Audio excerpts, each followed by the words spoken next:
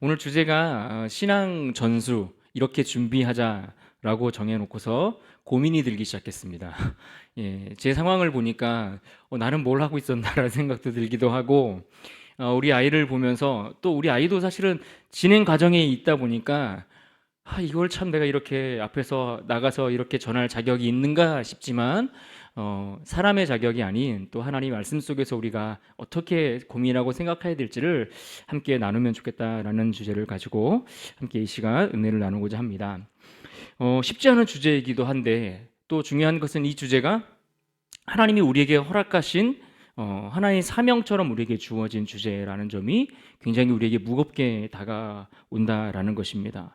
이것은 우리가 자녀가 있든 자녀가 이미 다 성장해서 다 키웠든 그것과 별개로 우리가 하나님 앞에 가는 그날까지 이 신앙의 메시지와 신앙의 내용과 신앙의 형식과 그 신앙의 의미들, 이 가치들이 온전히 다음 세대를 향하여 여전히 계속해서 흘러갈 수 있도록 애쓰고 수고하는 것, 이것이 우리 모두에게 주어진 아주 중요한 사명이고 이것이 핵심이라는 것입니다. 이 주제를 다루고 있는 핵심 성경 구절이 신명기서 6장 4절 이하의 말씀인데요. 한번 찾아볼까요? 교환에도 나와 있죠. 앞에도 보여드릴 텐데요. 신명기 6장 4절과 9절 한 절씩 교독해 읽어보겠습니다. 이스라엘아 들으라, 우리 하나님 여호와는 오직 유일한 여호와이시니 뜻을 다하고 힘을 다하여 내 하나님 여호와를 사랑하라. 오늘 내가 내게 명하는 이 말씀을 너는 마음에 새기고 내 자녀에게 부지런히 가르치며 집에 앉았을 때든지 길을 갈 때든지 누워 있을 때든지 말 일어날 때든지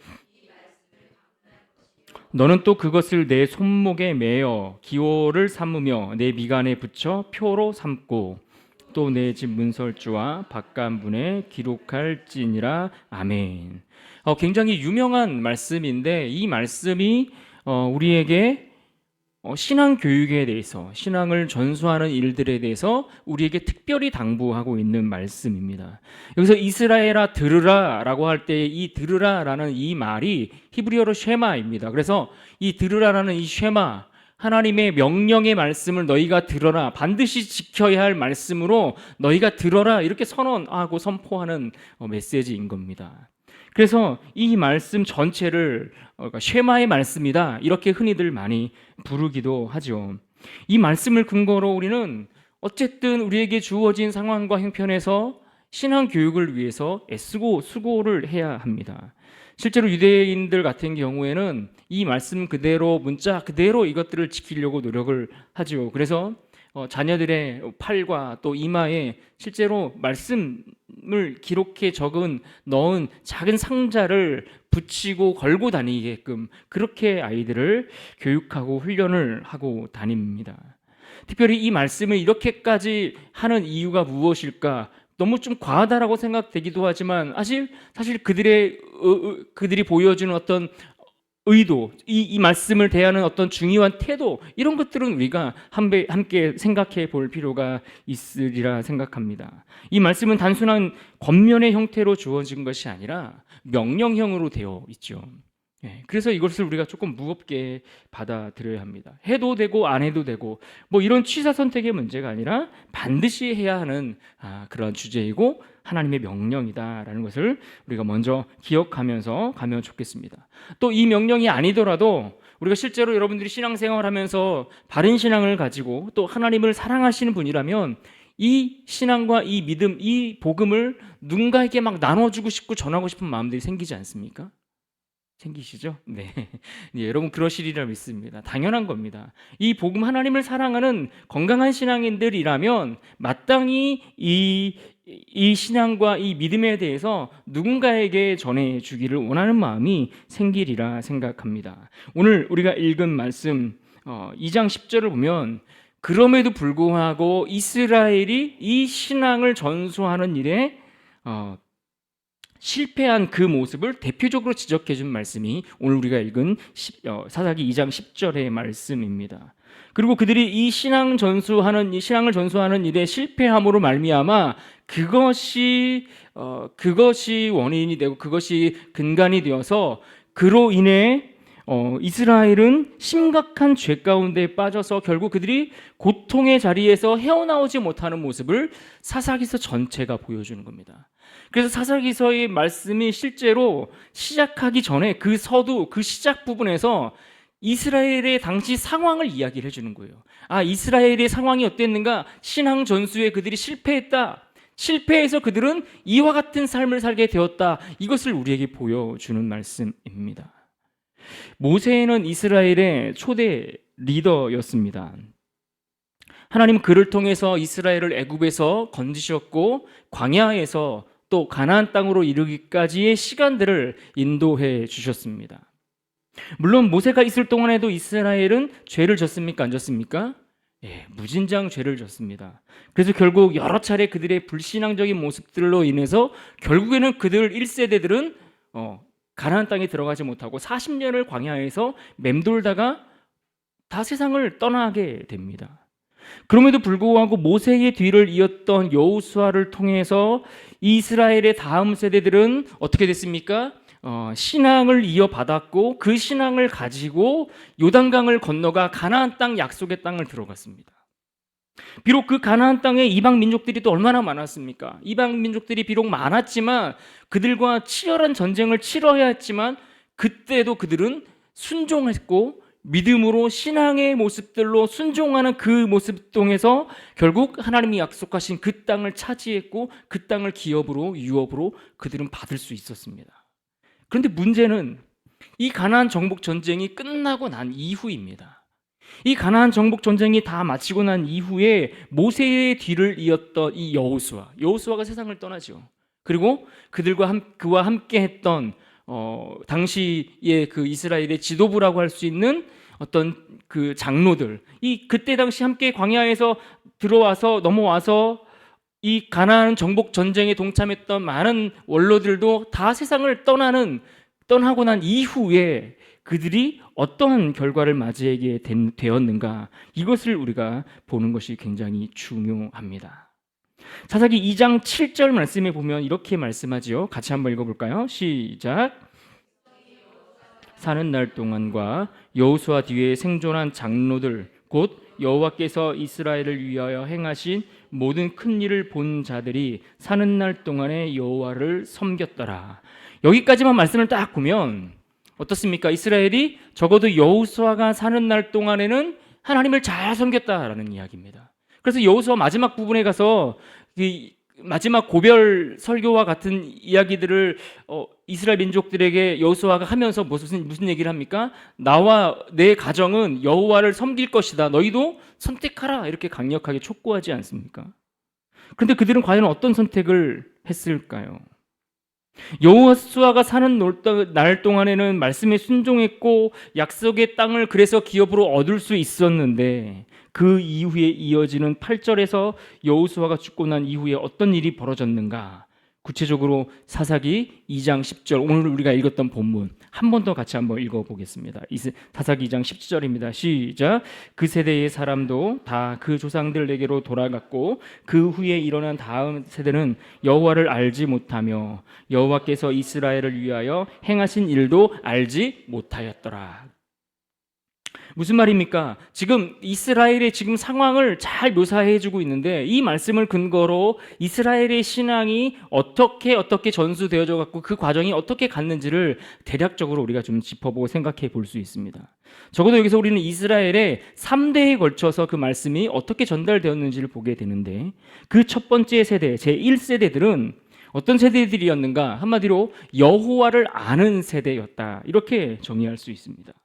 이들은 어떤 사람들입니까? 애굽에서 있다가 애굽에서 출애굽을 통해 애굽에서 나오게 된, 그러니까 하나님께서 10가지 재앙을 통해서 애굽 땅에 저주를 내리시고 심판하시고 그래서 하나님만이 진짜 신이라는 것을 보면서 당당하게 애굽을 걸어 나왔던 사람들이에요.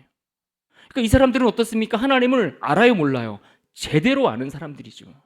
심지어 홍해를 건넜습니다. 하나님께서 그 하늘에서 내리시는 만나를 그들이 먹었고 반석에서 물이 흘러나오는 그것을 마시며 생활했던, 하나님을 직접적으로 경험하고 알고 살아갔던 세대가 바로 이 1세대들입니다. 그래서 이 세대들은 여호수아가 사는 날 동안에도 여호와를 섬긴 세대들이라고 이야기할 수 있습니다. 그러나 문제는 그 다음 세대입니다. 그 다음 세대는 여호와를 직접 알지 못하고 여호와에 대하여 아는 세대입니다. 여호와를 아는 세대와 여호와를 대하여 아는 세대가 어떤 차이가 있을까요? 여호와를 아는 세대는 직접적으로 자기의 신앙으로 나의 하나님으로 고백할 수 있는 세대인 거예요. 내가 하나님을 직접 경험한 세대. 그래서 하나님을 내가 경험했기 때문에 우리 하나님은 이런 분이야 라고 이야기할 수가 있어요. 그런데 여호와에 대하여 아는 세대들은 하나님이 홍해를 가르신 사건을 어떻게 알아요? 들어서 아는 거예요. 10가지 재앙을 내리셨다는데 10가지 재앙을 내리시고 마지막 10번째 재앙 때에 장자를 치는 그 죽음, 그 재앙에서 장자를 살리셨대요. 그런데 그것을 어떻게 알아요? 들어서 아는 거예요.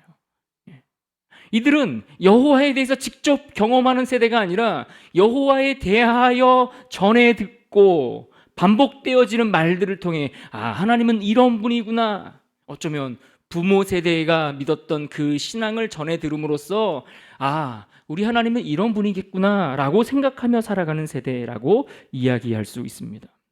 여리고성이 무너졌다라는 이야기를 듣기만 한 것입니다. 내가 직접 경험한 세대가 아닌 겁니다.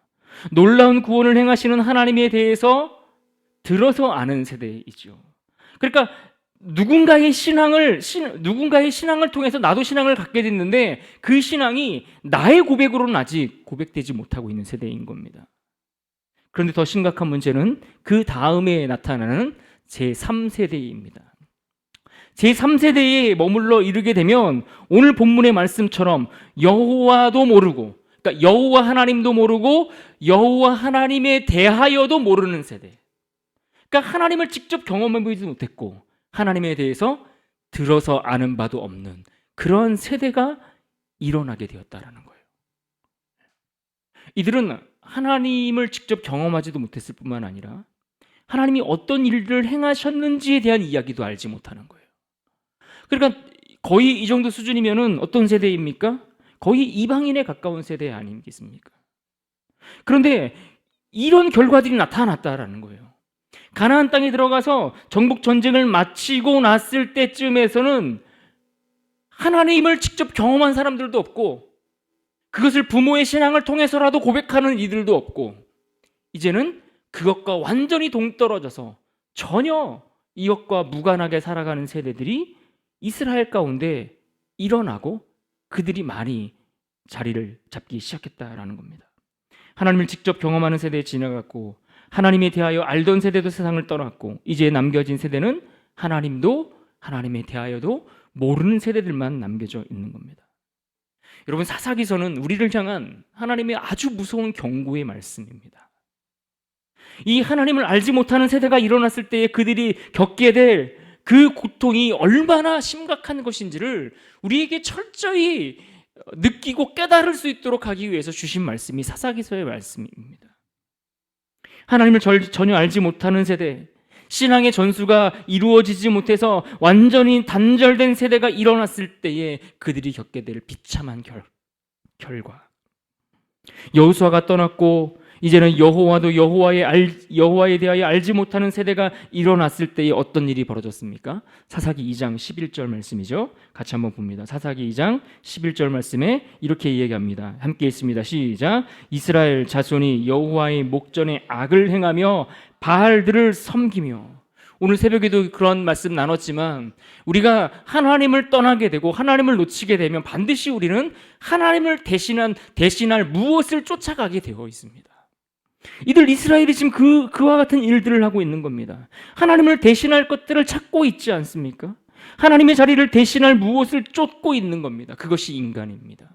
그래서 그들은 바알을 섬깁니다. 바알을 붙들고 바알을 의지하려고 하는 겁니다. 그리고 그것이 그들에게 우상이 되어서 하나님 앞에 죄를 범하게 되죠. 그래서 12절에 보면 여호와께서 진노하셨다라고 말씀해요. 진노하셨다. 하나님이 진노하시면 어떤 일들이 벌어질까요? 그들의 삶에 고통이 찾아올 수밖에 없는 겁니다. 이방인들 적국의 적들에게 그 나라를 내어주시든 그들을 지켜주셔야 될 그 순간에 하나님이 보호하지 않으시든 그들이 완악한 대로, 그들이 마음이 강팍한 대로 죄악을 따라서 그 사망의 길로 가는 그 길을 그냥 내버려 두시든 어떠한 모습으로든 결국에는 그들에게 고통만 찾아오게 된다는 것을 우리가 보게 되는 겁니다. 여러분, 하나님의 진노가 찾아오면 고통이 찾아온다. 이것은 당연한 수순입니다. 우리가 이것을 알아야 합니다. 그렇다면 여러분, 질문을 던져봅시다.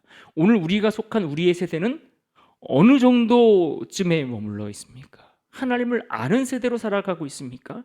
하나님에 대하여 아는 세대로 살아가고 있습니까?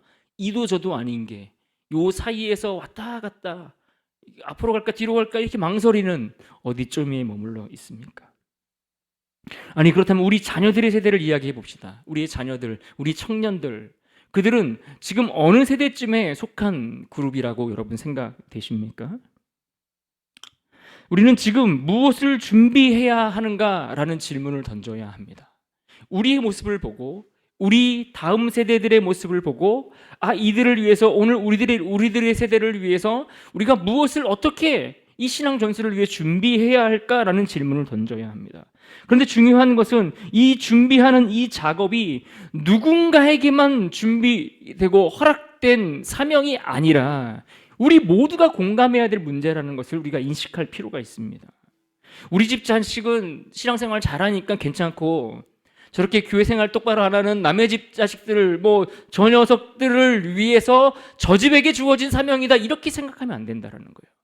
믿음의 공동체라는 것은 함께 이 사역을 감당해 나가는 거예요. 우리는 주님 안에서 한 가족이라고 하지 않았습니까?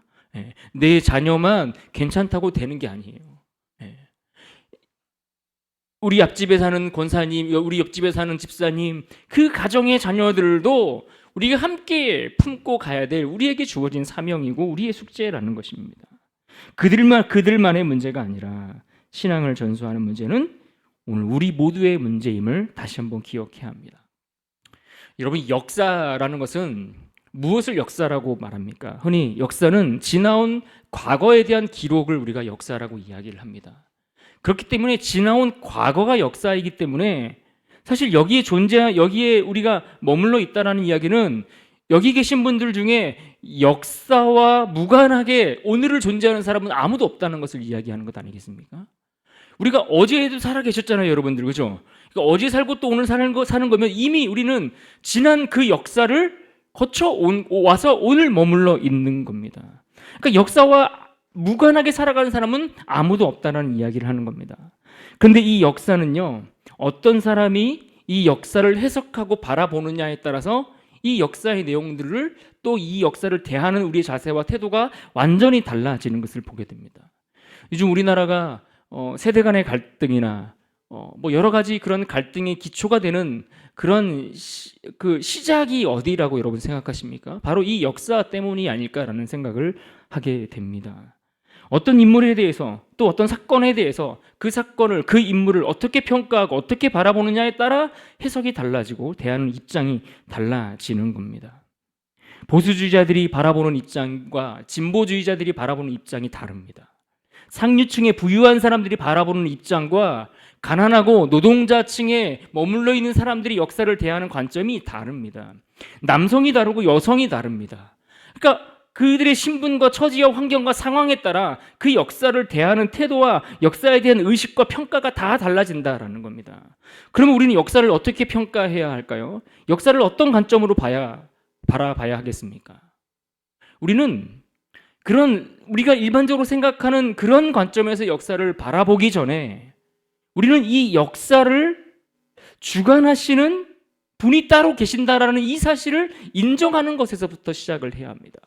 성도들은 역사를 어떻게 바라보는가? 이 역사는 단순히 인간들에 의해서 진행되는 그러한 시간의 흐름이 아니라 하나님에 의해서 흘러가는, 하나님의 주권에 의해서 진행되어지는, 그러니까 이 역사의 주관자가 있다. 누구라고요? 하나님이시라고.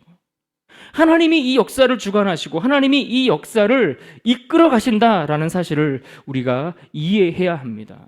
하나님이 역사를 주관하실 뿐만 아니라 한 나라의 흥망성쇠를 이끄시고 인간의 높아짐과 낮아짐을 허락하시고 이 모든 것들이 하나님의 손을 벗어나거나 떠나지 않는다라는 것을 여러분 믿어야 합니다.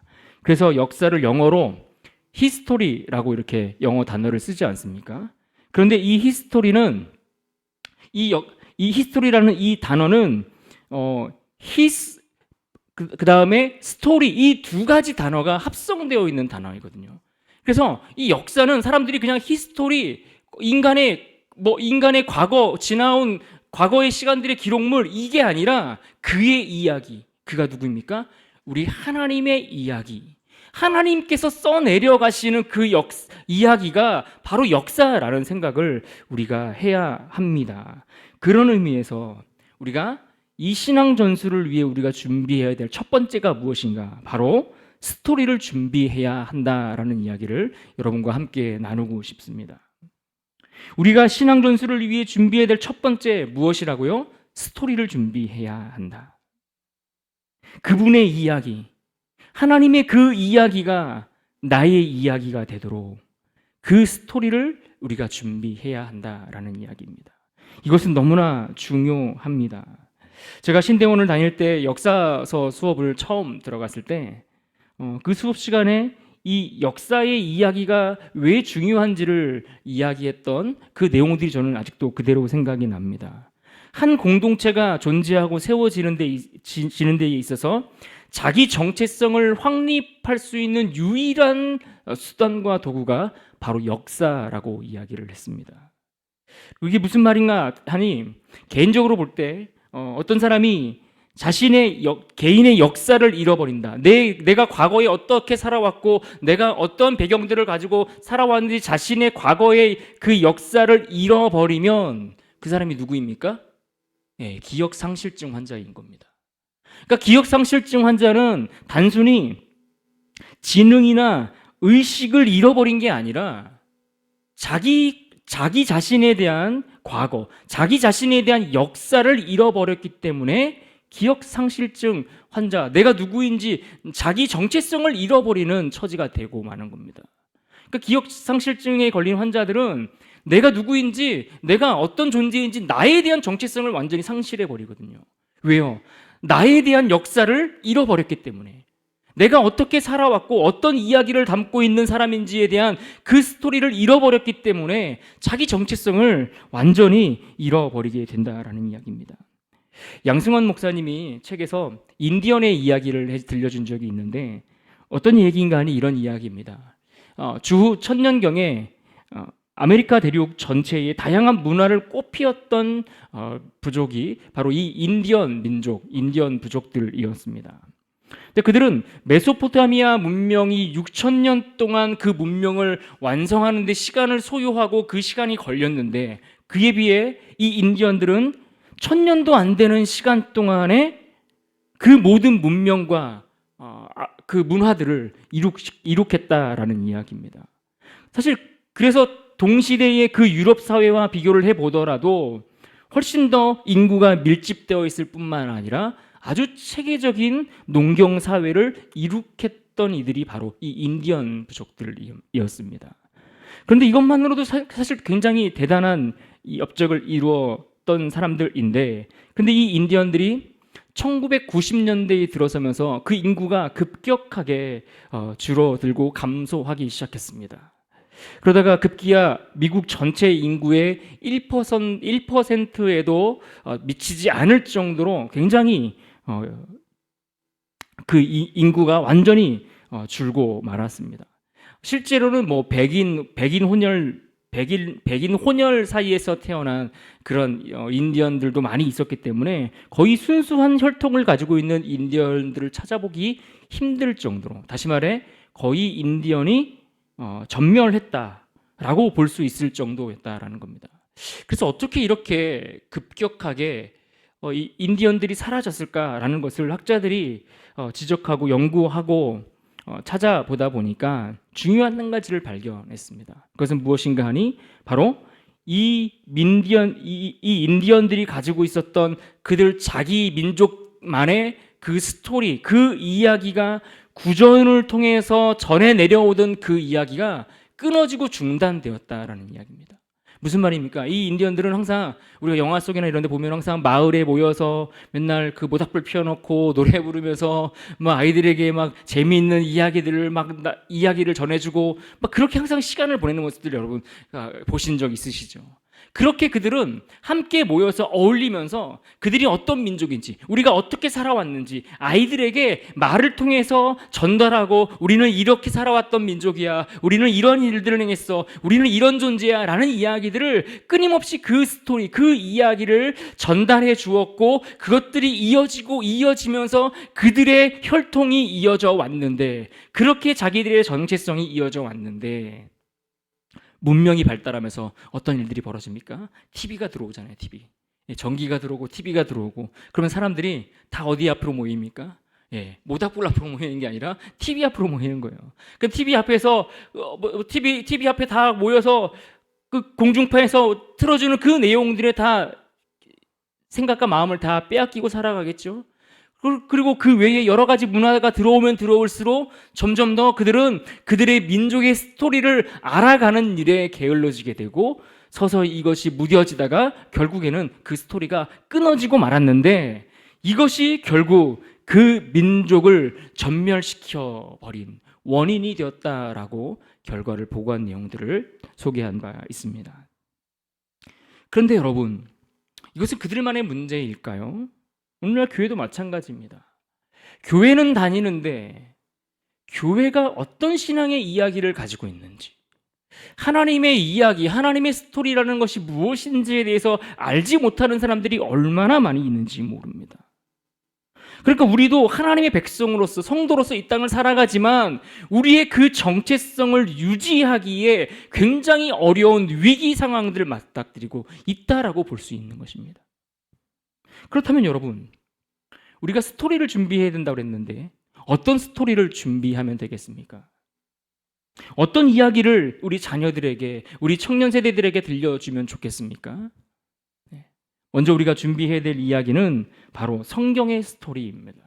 성경의 스토리, 성경의 이야기, 이것을 우리가 잘 준비해서 우리 자녀들에게, 우리 청년 세대들에게, 우리 하나님을 알지 못하는 세대들에게 이것을 잘 전달할 수 있어야 한다라는 이야기입니다.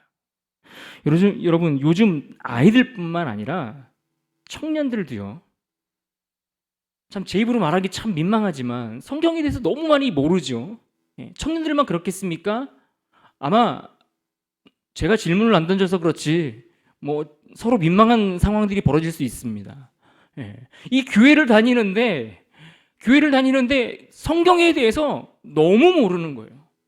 그러니까 생각해 보세요. 성경에 대해서 그렇게 모르는데 앞에서 목사님이 설교를 하면 그 설교가 이해가 될까요? 성경을 알면 알수록 사실은 그 메시지를 전할 때에 그 메시지가 더 깊이, 내 영혼 깊이 이것들이 받아들여지고 이해하고 소화할 수 있게 되는 거거든요. 근데 기본적으로 성경에 대해서 알지 못하는 세대들이 너무 많이 일어났다는 거예요. 그렇다고 그들이 교회를 하루 이틀 잠시 다녀서 그럴까요? 아니요. 엄마 뱃속에서부터 다녔다라고 자랑합니다. 엄마 뱃속에서부터 내가 20년을 다녔다고 이야기를 하는데 20년 이상을 다녔어도 너무나 성경에 대해서 그 이야기를 알지 못한다라는 겁니다. 여러분, 우리가 신앙을 전수함에 있어서 신앙을 전수하는데 무엇을 전수해야 되느냐? 바로 이 성경의 이야기를 전수하는 겁니다. 성경이 담고 있는 그 메시지, 그 이야기, 그 성경, 하나님이 우리에게 들려주고자 하셨던 그 원래의 그 원소스를 그 아이들에게, 다음 세대들에게 전달하는 것, 이것이 우리에게 너무나 중요한 사명인 겁니다.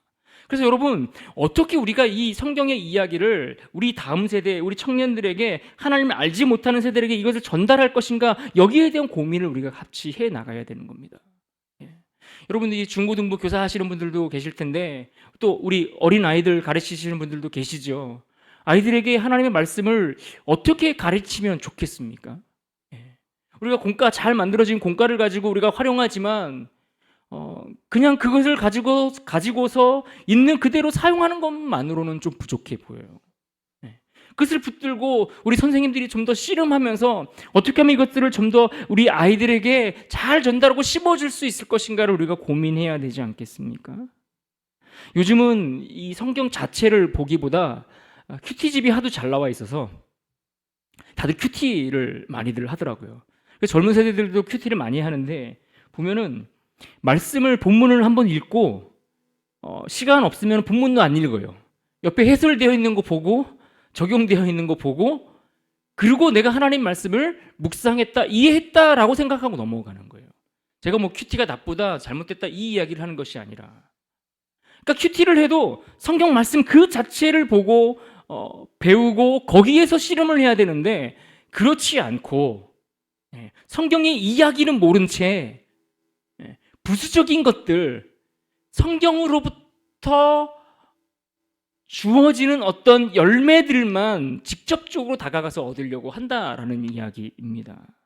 그런데 정말 중요한 것은 그것이 아니라 성경 안에서 내가 진짜 그 하나님이 나에게 하시고자 하시는 그 말씀을 내가 끄집어낼 수 있느냐, 이게 중요한 거거든요. 누군가가 해석해주고 풀어주고 전달해줘서 여러분 이 말씀은 이런 말씀입니다, 여러분 이렇게 적용해서 하루를 살아가십시오, 이것도 좋지만 내가 이 말씀을 묵상하면서 이 말씀이 어떤 의미인지를 알아서 내 상황과 너무나 밀접하게 깊이 있게 다가오는 말씀이어서 이 말씀이 내 상황 가운데 적용될 수 있는 그렇게 메시지를 끄집어 올 수 있어야 되는데 너무나 성경에 대해서 우리가 관심이 없고 하나님 말씀을 알아가는 일에 우리가 게으르지 않나라는 생각을 해보는 겁니다. 그래서 우리가 준비해야 될 것은 무엇입니까? 이 성경의 스토리입니다. 성경의 스토리를 우리 아이들에게 어떻게 잘 전하면 좋을까? 또 이제 어렸을 때는 그래도 잘 듣는데 딱 말 안 듣기 시작하는 시점이 오지 않습니까? 그럼 이 아이들에게 이 메시지를 어떻게 전달할 것인가? 여러분, 이 고민을 우리가 함께 해나가며 성경의 이야기를 들려줄 수 있는 것들을 준비해 나가야 된다라는 것을 당부를 드립니다. 그런데 중요한 것은 이 성경의 이야기를 그대로 들려주는 것만으로는 부족하다. 그래서 우리가 스토리를 준비하는데 성경의 이야기와 더불어서 준비해야 될 것이 있는데 그것은 바로 나의 이야기로 그것을 바꾸어서 전달할 수 있느냐 하는 겁니다. 여러분이 하나님을 만나셨죠. 그렇다면 여러분이 만난 하나님이 계시잖아요.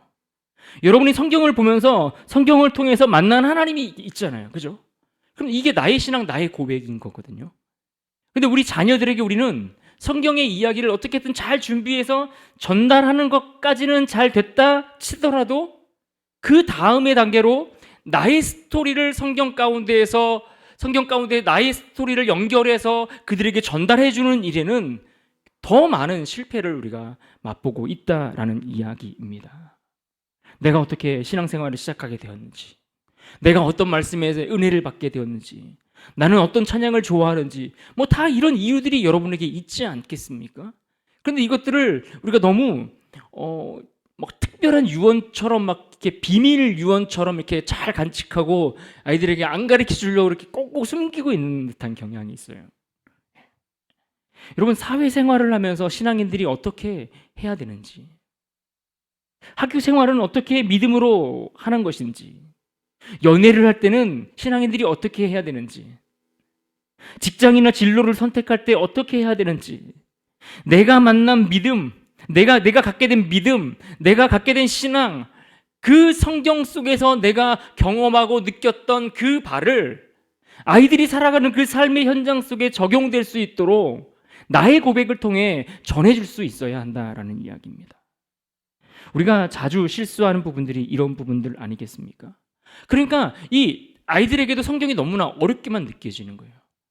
어렸을 때는 이야기, 성경 뭐 이런 것들을 통해서 막 재밌게 듣잖아요, 그죠? 듣다가 요즘처럼 막 성막 이야기, 막 출애굽기 나오고, 막 레위기 제사 얘기 나오고 그러면은 나랑 너무나 동떨어진 이야기처럼 어렵잖아요.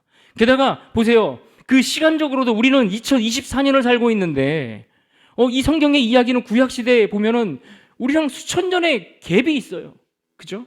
그래서 우리는 성경의 이야기를 통해서 내가 나의 이야기로 바꾼다는 것은 그 수천 년 전에 기록된 그 이야기가 내게로 건너와야 되는 거예요. 그 강을 건너야 되는 거예요. 그 시대적인 그 강의, 그 넓은 그 강을 헤엄쳐서 건너서 그 말씀이 오늘 나의 삶에 적용되도록 해야 되는 거거든요. 그래서 이것이 이 말씀이 내가 살아보니까 이런 말씀이더라, 너도 학교생활 이렇게 하면 하나님이 이런 복을 주실 것 같아. 하나님이 우리를 이렇게 인도하시지 않을까? 내 입술로 내 고백으로 그렇게 전해주는 이야기들이 있어야 되는데 성경 읽어라, 큐티 했니, 말씀 받니? 이 정도로 우리의 신앙 교육과 신앙의 전수가 중단되고 멈추고, 그리고 우리는 충분히 우리가 할 일을 다 했다라고 생각할 때가 너무나 많다라는 겁니다.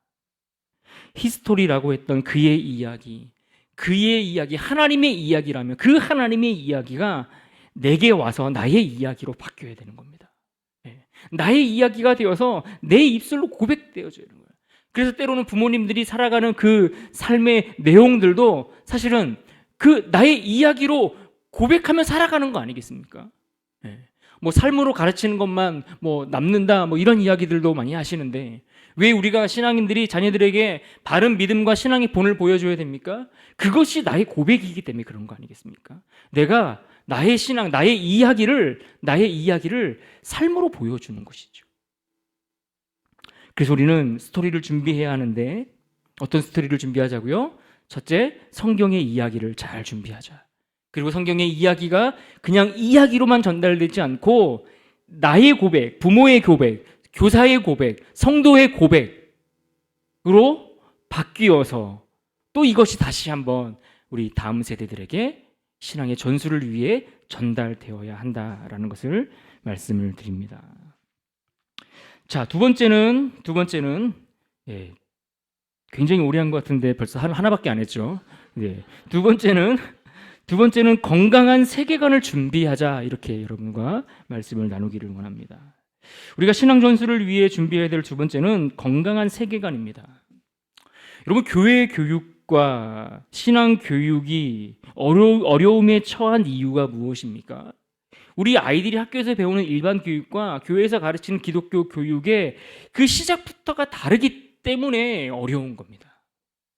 그 시작과 출발이 같으면 어렵지가 않은데, 우리가 아이들에게 가르치려고 하는 그 신앙의 교육과 우리 아이들이 일반적으로 다니는 학교에서 배우는 그 교육의 시작과 출발점이 다르다는 거예요.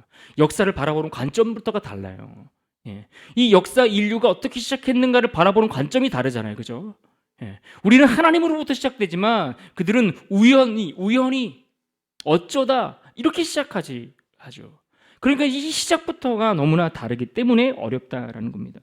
그렇다고 우리 아이들을 다 대안학교에 보내야 됩니까? 그것도 아니잖아요. 그죠?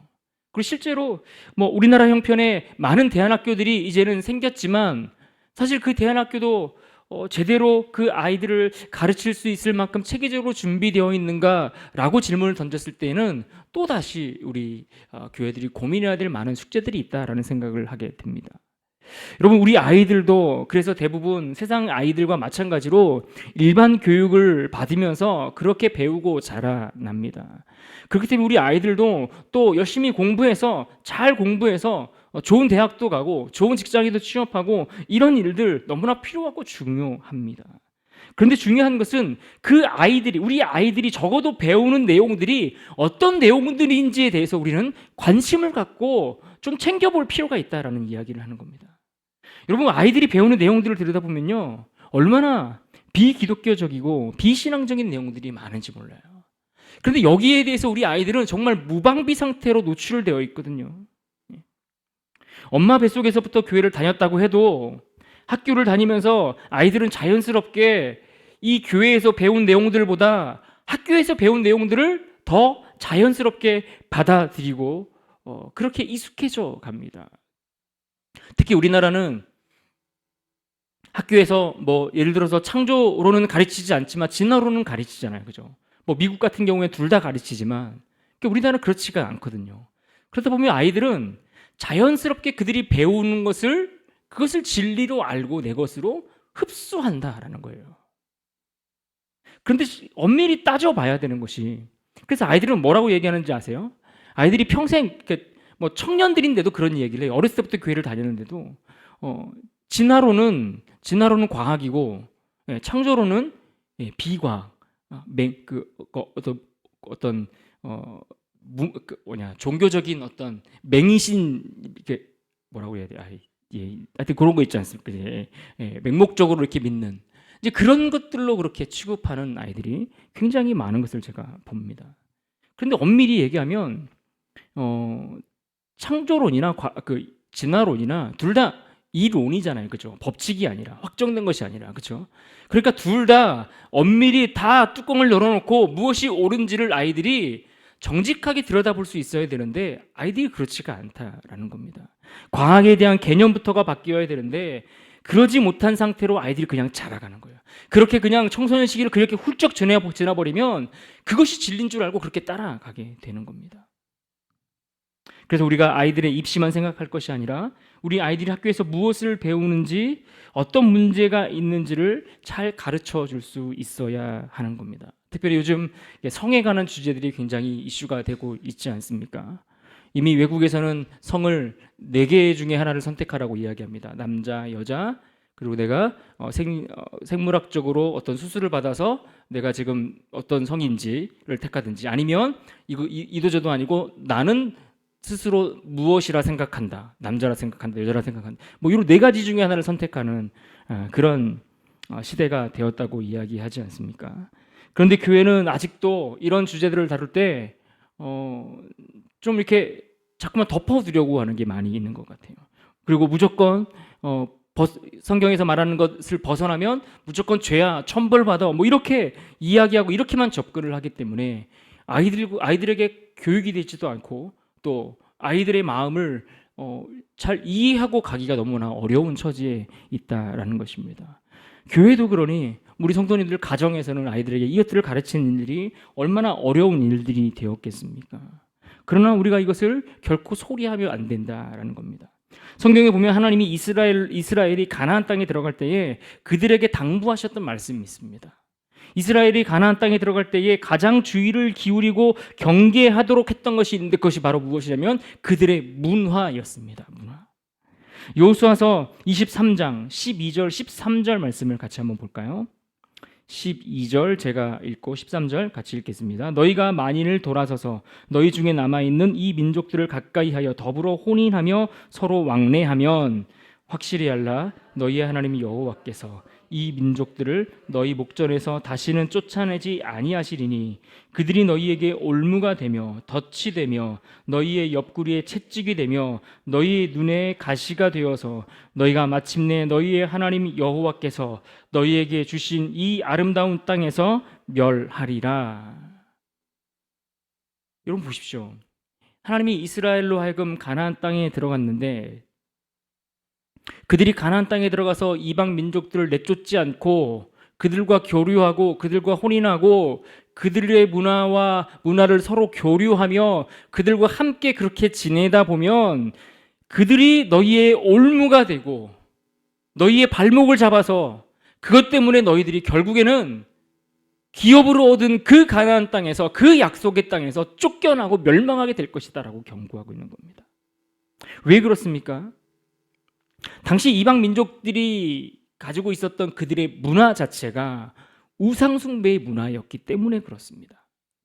하나님이 아닌 우상숭배의 문화가 우상숭배하는 그 문화가 그들의 삶의 자리 가운데 깊이 뿌리를 내리고 있기 때문에 그들을 가까이 하면 그들의 문화가 같이 들어오는 것을 경계하시는 거예요. 그들의 우상에 함께 물들어가는 것을 하나님이 경계하고 있다라는 겁니다. 그래서 성경에서도 그런 것들을 자주 경계하는 겁니다. 그래서 이방인들과 많이 결혼했던 대표적인 인물이 누구입니까? 솔로몬이잖아요. 후궁들을 엄청 많이 이방에서 이렇게 정략 결혼으로 이렇게 데려오지 않습니까? 그리고 그 일들 때문에 결국에는 우상이 함께 들어오고 그 우상의 산당들이 이스라엘 곳곳에 세워지고 결국 그것들로 인해서 그들은 멸망하게 되고 쫓겨다니는 신세가 되고 마는 겁니다. 우리가 살아가는 이 세상의 문화도 마찬가지입니다. 우리 아이들이 살아가는 그 주변에 깔려있는 이 문화들을 보면 그 문화 속에는 기독교적인 문화가 있지 않아요. 신앙적인 성경적인 문화가 그 안에 있지는 않아요. 대부분 우리 아이들이 쉽게 접할 수 있는 문화들은 다 비성경적이고 어떤 이교도적인 그런 사상들이 들어와서 뿌리를 내리고 있는, 특히 요즘 뭐 영화들 같은 데 보면 무슨 뭐 이렇게 마블과 같은 영화 보면은 이렇게 막 영웅 영화들인데 그 영화들 속에서 세계관이라는 말들을 아이들이 하지 않습니까? 그러니까 그 안에 나름대로의 어떤 가치관들을 가지고서 어떤 생각들을 가지고서 영화들을 만드는데 그 영화들을 들여다보면 우리가 생각하는 성경적인 세계관들이 그 안에 들어있지 않다라는 거예요. 그런데 그 아이들이 그냥 그것에 무방비 상태로 노출되어 있는데 그 아이들이 그것을 보든 말든 뭐 못 보게 하라 이게 아니라 적어도 무엇이 문제인지를 이야기할 수 있고 대화할 수 있고 가르쳐 줄 수 있어야 되는데 우리가 여기에 대해서 게으르다라는 것을 이야기하는 것입니다.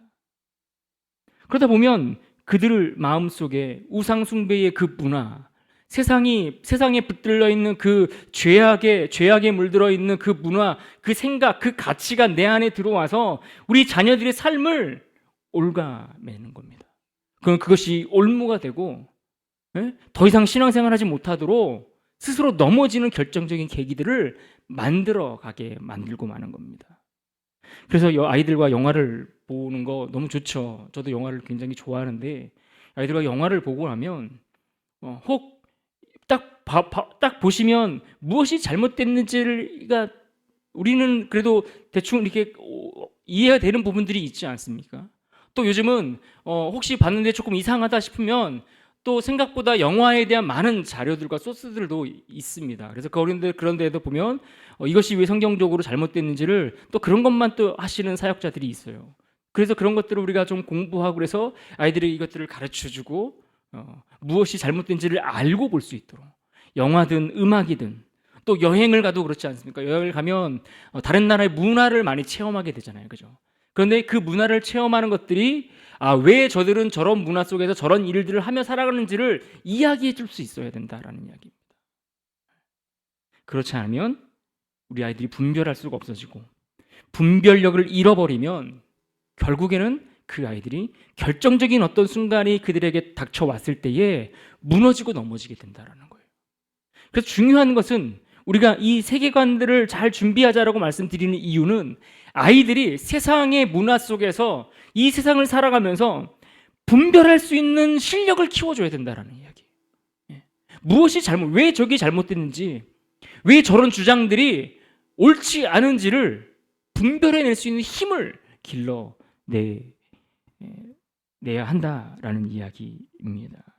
그래서 우리가 두 번째로 준비해야 될 것이 무엇입니까? 문화를 넘어 그 문화를 지배하고 있는 세계관, 건강한 세계관, 성경적인 세계관, 이것들을 우리가 잘 지도하고 준비해야 한다라는 것을 말씀드립니다. 자, 세 번째입니다. 세 번째는 믿음의 친구를 준비하자라고 이렇게 주제를 잡았습니다. 믿음의 친구를 준비하자. 신앙의 전술을 위해 준비할 것, 믿음의 친구입니다. 다니엘과 같은 인물, 우리가 너무나 부러워하는 인물이죠. 믿음도 좋은 청년이 그 청년은 어쩌다가 그렇게 출세까지 했는지, 게다가 친구들은 또 얼마나 또 믿음 좋은 친구들이 있는지, 차라리 날 죽여 막 이러면서 신앙을 지키는 친구들 너무나 멋있지 않습니까? 이 다니엘은 대표적으로 어렸을 때부터 신앙으로 잘 양육받은 인물로 소개되는 사람 중에 한 사람이 바로 다니엘입니다. 그래서 이 다니엘을 보더라도 이 어렸을 때 신앙 교육하는 게 얼마나 중요한지를 우리가 알 수가 있는 부분이기도 하고요. 또 이 그 세 친구와 함께 그런 믿음의 모습들을 보면서 우리 교회도, 우리 아이들도, 우리 교회 학교도 이런 아이들을 좀 길러내면 좋겠다, 이런 소망을 우리가 갖게 됩니다. 그래서 건강한 교회 학교를 만드는 건 너무나 중요합니다. 그렇다고 해서 뭐 어렸을 때부터 교회 안에서 함께 지냈다고 해서 저절로 믿음의 친구가 되느냐? 그건 꼭 아닙니다. 우리가 이 아이들이 함께 교회 안에서 생활하는 그 아이들이 서로가 서로에게 믿음의 친구가 될 수 있도록 돕는 역할들을 우리가 해야 되는 겁니다. 그래서 교회 학교의 역할이 중요하고 특별히 가정의 역할이 중요합니다. 그러려면 어떻게 해야 되는가? 우리가 기본적으로 우리의 가정들이, 우리 부모들이 우리 자녀들과 함께 삶을 살아갈 때 그 삶의 중심에, 신앙 중심에, 교회 중심에, 말씀 중심에, 예배 중심에 그러한 삶의 태도를 취하며 살아가는 것, 이것이 너무나 중요하다는 이야기를 드리고 싶습니다. 구약시대 때 보면 특별히 광야에서 지낼 때에 우리가 출애굽기에서 보는 것처럼 하나님이 그들을 만나주시기 위해서 무엇을 만들라고 하셨습니까? 성막을 만들라고 하셨어요. 성막을 만드시고 그 성막, 회막, 이곳에서 내가 너희와 만나고 너희에게 말하고 내가 너희 가운데 동행하고 너희와 함께 하겠다, 이렇게 말씀을 하셨습니다. 그래서 실제로 이스라엘은 12지파가 광야에서 행군할 때 나름대로의 동서남북 그들의 위치가 다 정해져 있었는데, 그 행군할 때 그들의 위치가 정해지는 그 결정적인 기준이 무엇인가 하니 바로 이 성막, 회막이었습니다. 이 성막이 중심이 되어서 이 성막을 중심으로 해서 동서남북으로 각 지파들이 배치가 되는 겁니다. 그래서 이 성막이 움직이면 같이 움직이는 거예요. 성막이 멈추어서 진을 치면 그들도 함께 진을 치는 거예요. 무슨 말이에요? 그들의 삶의 중심에 하나님을 예배하는, 하나님을 만나는 이 성막, 회막, 이것이 그들의 생활의 중심이 되었다라는 이야기입니다. 이것이 나중에 가면 이것이 무엇으로 바뀝니까? 이것이 성전 중심의 신앙으로 바뀌게 됩니다. 그래서 이스라엘은 전국에 흩어져 살다가도 절기가 되고 하나님을 예배해야 되는 순간이 오면 어떻습니까? 다 전국 각지에서 예루살렘 성전으로 올라오는 거예요. 그래서 하나님을 예배하고 하나님을 섬기는 일에 온 나라가, 온 백성들이 함께 집중하는 겁니다. 무슨 말입니까? 하나님 중심으로 그들의 생활 자체가 그렇게 편성되어 있었다라는 이야기입니다. 마찬가지로 우리도 신앙 중심의 삶을 살아가려고 애쓰고 노력하는 것이 오늘 우리에게 너무나 필요합니다. 그런데 종종 성도님들 중에 고3 되는 학생들이, 자녀들이 있는 경우에 시험 끝나면 교회 보내겠다라고 말씀하시는 분들이 생각보다 많아요. 우리 아이는 대학 들어가고 그때부터 신앙생활 해도 괜찮다라고 말씀하시는 분들이 적지 않다라는 거예요. 아이들의 입시를 위해서, 아이들의 어떤 출세를 위해서 잠시 예배 접어두어도 괜찮다라고 생각하시는 분들이 많다라는 거. 여러분, 이것은 너무나 안타까운 일 아닙니까? 심지어 요즘 우리가 집을 얻을 때도 생각을 해보십시오. 뭐 그렇다고 교회 주변으로 다 이사 와야 된다, 제가 막 그런 거 얘기하는 거 아닙니다. 우리가 집을 이사할 때 보통 생각을 하죠. 요즘은 경제적인 문제가 가장 커요. 그죠? 경제적인 문제를 고려하고 우리 형편들도 생각하고 여러 가지 상황들을 고려합니다. 그런데 요즘 가만히 보면 많은 것들을 다 고려하는데 신앙적인 요소, 믿음 생활 요소, 교회와 관련된 요소, 이 요소들은 다 빼먹고 결정하는 일들이 너무나 일반화되었고 자연스러운 일들이 되어버렸어요.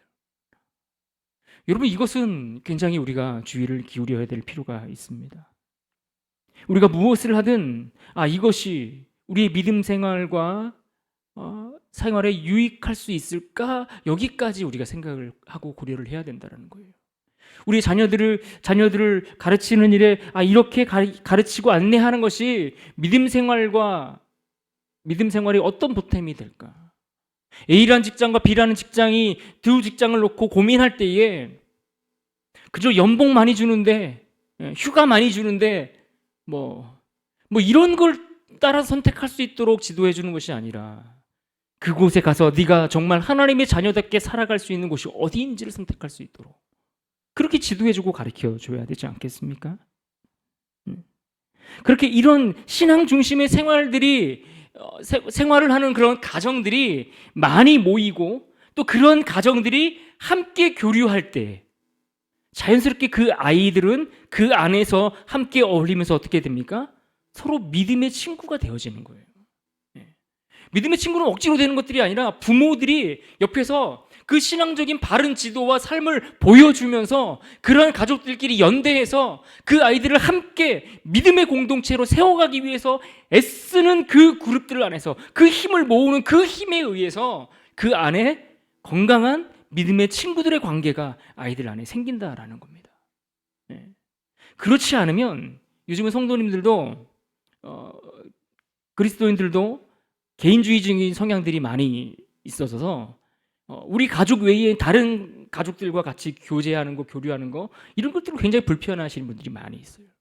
그러나 신앙인들의 가정들끼리, 믿음의 가정들끼리 함께 교류하면서, 교제하면서 우리 아이들이 자연스럽게 그 기독교 문화, 신앙의 문화 안에서 서로 관계를 맺고 친구가 더 깊어지고 돈독해지고 그렇게 믿음의 친구로 자라갈 수 있도록 하는 것.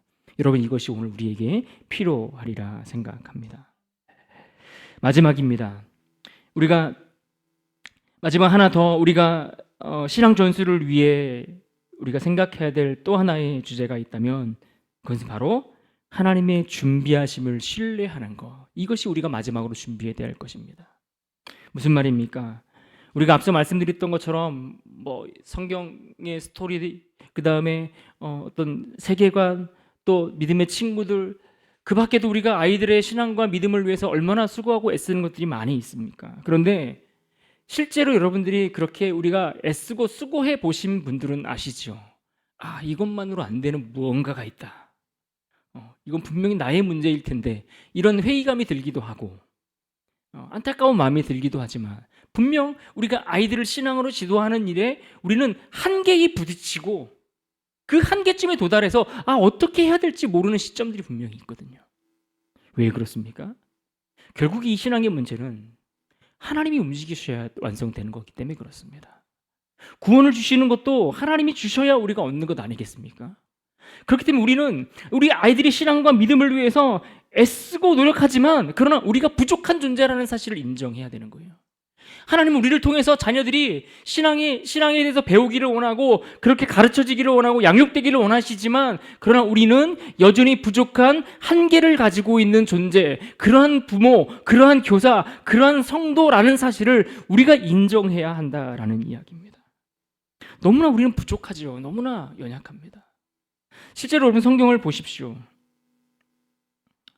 그 믿음, 아무리 신앙이 좋은, 믿음이 좋은 부모라 할지라도 그들이 한계에 부딪혀 있는 모습을 우리는 성경에서 자주 보게 됩니다. 모세를 보십시오. 모세 얼마나 대단한 인물입니까? 얼마나 훌륭한 인물이에요. 그러나 우리가 잘 아시는 대로 그의 손자 가운데에는 게르손이라는 인물이 있었는데, 그는 사사기 18장에 보면 단 자손이 그들이 자기 자손, 자기들만을 위해서 신상을 세우고 그 신상을 그들이 섬기는 그 일을 위해 필요한 개인 사설 제사장을 들여오는데, 그 사설 제사장으로 들어왔던 인물이 이 게르손, 모세의 손자였습니다. 어떻게 그렇게 우상의 그 신상을 섬기는 그 일에 제사장으로 나아갔다는 인물이 모세의 손자가 될 수 있는가 놀랄 수 있죠. 그럼 우리가 알 수가 없는 겁니다. 사무엘은 어떻습니까? 사무엘의 자녀들은 사무엘과 같지 않아서 판결을 하는데 그 판결을 굽게 했다. 그러니까 옳지 못한 판결, 뇌물을 받았든 아니면 어떤 인간관계 때문에 판결을 했든 이렇게 치우치는 판결을 했다라고 성경은 이야기하고 있습니다. 다윗의 자녀는 어떻습니까? 다윗의 자녀는 딱히 자랑할 만한 인물이 거의 없는 것을 우리는 안타깝게 생각해야 합니다. 그러니 여러분, 우리의 힘으로 안 되는 그 한계점이 있음을 우리가 발견하는 것이 너무나 중요한 겁니다. 우리가 신앙의 전수를 위해서 최선을 다하고 애쓰지만 결국 우리의 자녀들을 하나님 손에 맡겨드리는 것, 이것이 우리가 최종적으로 해야 될 일인 겁니다. 이것이 신앙 전수를 위해 우리가 할 수 있는 마지막 완성의 시점인 겁니다. 하나님 손에 우리의 자녀들을 맡겨드릴 수 있어야 합니다. 요게벳이 그 아이를 숨겨서 키우다가, 모세를 키우다가 이 아이가 장성하고 목소리가 커지고 울음소리가 커지고 하니까 숨길 수가 없어서 이 강물에다가 갈대 상자에 눕혀서 강물에 띄워 보내잖아요. 그죠? 그때 이 부모의 마음이 어땠을까요? 그 아이를 떠나볼 때에 그냥 맹목적으로 그냥 네가 알아서 잘 살아라 하고 버리는 행위가 아닌 거잖아요. 무슨 말입니까? 그 아이를 그 강물에 떠내려 보내면서 하나님이 그의 인생 속에 하실 일들을 기대하며 하나님께 맡겨드리는 거 아니겠습니까? 네. 우리의 삶이 그래야 된다라는 거예요. 우리가 할 수 있는 최대한의 역할들을 감당해 나가지만 그러나 우리 자녀들의 미래를 결국 책임지시고 완성시키실 분은 하나님이라는 사실을 우리가 인정하고 그분께 우리의 자녀를 맡겨드리고 올려드리는 겁니다. 그럴 때 하나님은 우리 손에서 떠난 그 자녀들을 맡아주시고 책임져 주실 것입니다. 그러므로 오늘 우리가 함께 나눴던 이 말씀들을 우리가 잘 기억할 수 있기를 바랍니다. 믿음으로 우리의 자녀들을 하나님의 손에 맡겨드릴 수 있기를 부탁드리고, 그러나 우리가 할 수 있는 최선의 것들을 준비해 나갈 때에 하나님은 우리에게 맡기신 그 신앙 전수의 그 사명을 능히 넉넉하게 감당할 수 있도록 은혜를 베풀어 주실 줄로 믿습니다.